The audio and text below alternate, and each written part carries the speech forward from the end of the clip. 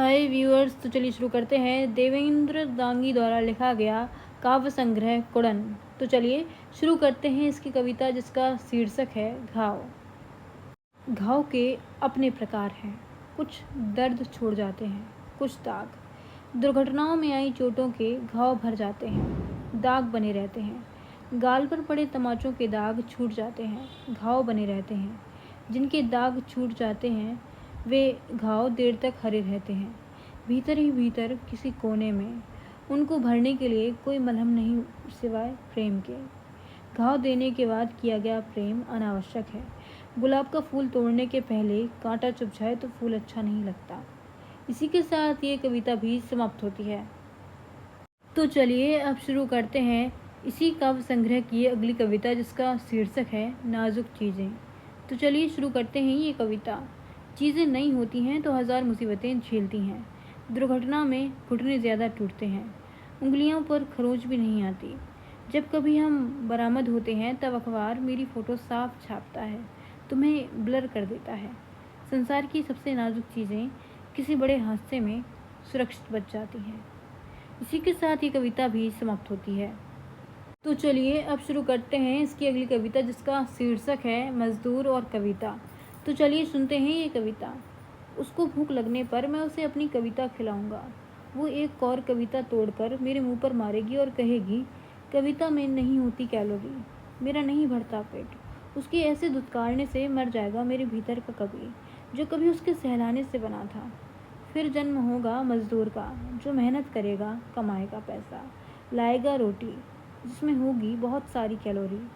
वो कैलोरी वाली रोटियां खाएगी और पेट भर हाथ फेरते हुए बोलेगी कि सुनो अब तुम कविता सुनाओ। तब मैं एक नई कविता उसको सुनाऊंगा कि आदमी सहलाने से बनता है कवि, दुत्कारने से मजदूर, और प्रेमिका खाली पेट मांगती है रोटी और भरे पेट मांगती है कविता। मजदूर जीवन भर रोटी कमाता है, कवि जीवन भर कविता कमाता है। काम करते मजदूर को कविता लिखनी चाहिए, उसमें कैलोरी और प्रेम दोनों होंगे। इसी के साथ ये कविता भी समाप्त होती है। तो चलिए अब शुरू करते हैं इसकी अगली कविता, जिसका शीर्षक है दुख। तो चलिए सुनते हैं ये कविता। हो सकता है सबसे खतरनाक रास्तों को भी हम आसानी से पार कर लें और घर की चौखट पर ठोकर खाकर हमारे प्राण निकल जाएं। हो सकता है तुम बात करते वक्त नहीं, नंबर हटाते वक्त पकड़ी जाओ। दुख कभी कभी इतने आराम से आते हैं कि हम नींद में होते हैं और मर जाते हैं। इसी के साथ ये कविता भी समाप्त होती है। तो चलिए अब शुरू करते हैं इसी काव्य संग्रह की अगली कविता, जिसका शीर्षक है रोना। इस कविता के माध्यम से कवि ने बताना चाहा है कि जो लोग रोते नहीं हैं वो असल में कितना भारी दुख झेल रहे होते हैं। तो चलिए शुरू करते हैं ये कविता। सबसे मजबूत आदमी अकेले में रोते हैं, जैसे जब सब सो रहे होते हैं तब इतना बड़ा आसमान खुलकर बरस लेता है। हमारे सुख की कहानी भले आज़ाद हो, लेकिन हमारे दुख की कहानी नहीं। दुख तो बहुत कम ही जान पाते हैं। मेरा सिरहाना, मेरा बिस्तर, मेरा तकिया और तुम्हारे कंधे मेरे दुख के साथी हैं, जिसमें तुम्हारा योगदान सबसे कम है। जो कम रोते हैं वे रोने वालों से ज़्यादा वजनी दुख ढो रहे होते हैं। इसी के साथ ये कविता भी समाप्त होती है। इसी काव्य संग्रह की जो अगली कविता है उसका शीर्षक है रेखाएं। इस कविता के माध्यम से कवि ने बताना चाहा है कि हमारी ज़िंदगी में अभी भी कुछ रेखाएं ऐसी होती हैं जिन्हें पार करने पर या तो युद्ध होंगे या फिर मौत आएगी। तो चलिए शुरू करते हैं ये कविता।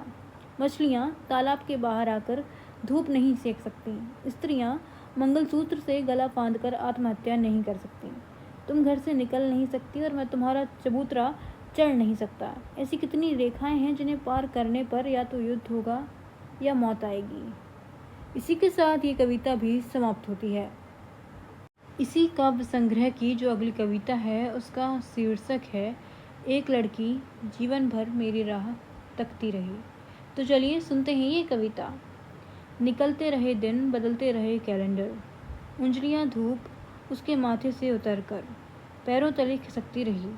एक लड़की जीवन भर मेरी राह तकती रही, हजारों रात बादलों पर उकेरती रही मेरा हुलिया, कभी जागती रही कभी सजगती रही। एक लड़की जीवन भर मेरी राह तकती रही, करती रही प्रार्थनाएं, मांगती रही मिन्नतें मेरे लिए। उपवास रख रख कर चांद पर छलनी पटकती रही एक लड़की, जीवन भर मेरी राह तकती रही। सजते सवरते या काजल लगाते लगाते, झाड़ू पोंछा करते या खाना बनाते, मुझी को सोचकर हरदम गेहूं फटकती रही। एक लड़की जीवन भर मेरी राह तकती रही। इसी के भाव के साथ ये कविता भी समाप्त होती है।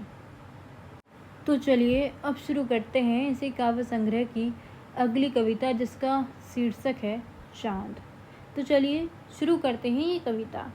चांद, मुझे एक बात बता, किस बात का दाग लगा तुझ पे? क्या तूने इश्क किया अंधेरी रातों से, चमकते तारों से? अगर नहीं किया तो किस बात का दाग है चांद? आखिर कौन तुम्हारे माथे पर अपना माथा पटक पटक कर मर गया? तमाम रात तू रात के संग लिपट सोता है, कभी बादलों की आड़ में चूम लेता चांदनी, और अचानक उंजेले का लश्कर जब आ धमकता तब तू रात लेकर भाग जाता। ए चांद, तू सूरज से कितना डरता है, कायर अंधेरे में इश्क करता है।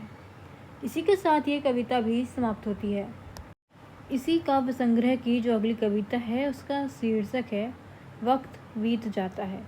इस कविता के माध्यम से कवि ने बताना चाहा है कि लड़ते झगड़ते ज़िंदगी यूं ही बीत जाती है और वक्त निकल जाता है। तो चलिए शुरू करते हैं ये कविता।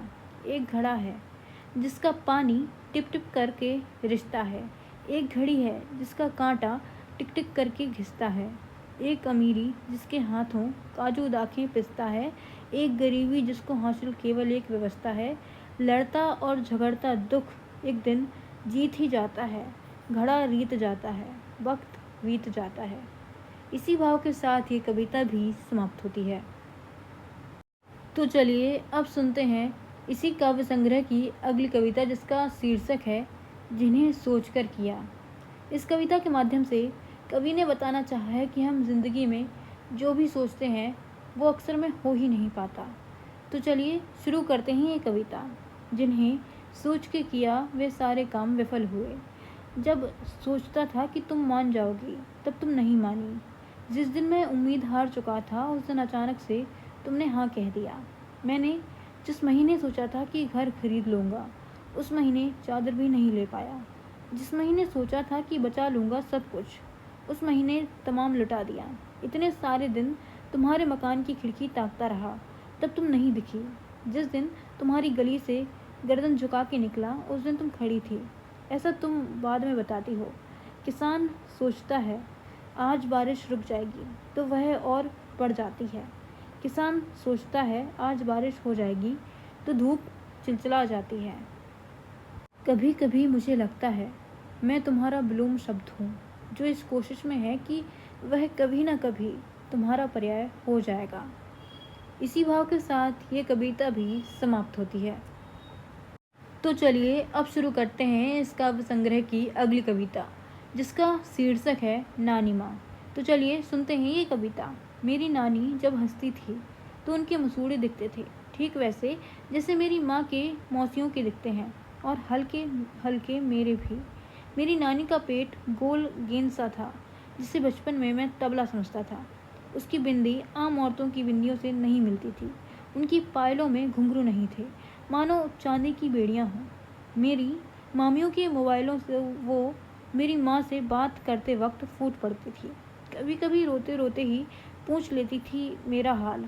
मेरी माँ जब मायके से आती थी तो उन्हें बांध देती थी कुछ ना कुछ। मुझे उस समय देती थी 100 का नोट, जब 10 रुपये में पेट भर खाना मिलता था। मामा की लड़कियों की शादी में अचानक रो पड़ती थी, कभी कभार भावुक हो पड़ती थी। तमाम जीवन भर घर को अपनी पीठ पर लादे रही। मेरी मौसियों और माँ को देती रही जीवन का तजुर्बा। गंदी एड़ियों को खुरदुरी छत पर घिसती रही, खुशियों के लिए दौड़ती भागती रही। और एक दिन कहीं दौड़ गई, फिर लौट कर नहीं आई। जिस दिन वो भागी उस समय मैं बुखार से तप रहा था, नहीं तो मैं दौड़ता भागता उन्हें जाने ना देता। अब उनकी एक तस्वीर देखता हूँ जो लटकी है बरामदे में, जो ना तो कहानियाँ सुनाती है, ना मुझे 100 का नोट देती है, और ना मेरी माँ मौसियों को गले लगाती है। बस कभी कभार अगर माँ मौसियाँ रोएं तो तस्वीर गीली हो जाती है। इसी के साथ ये कविता भी समाप्त होती है। Thank you for watching.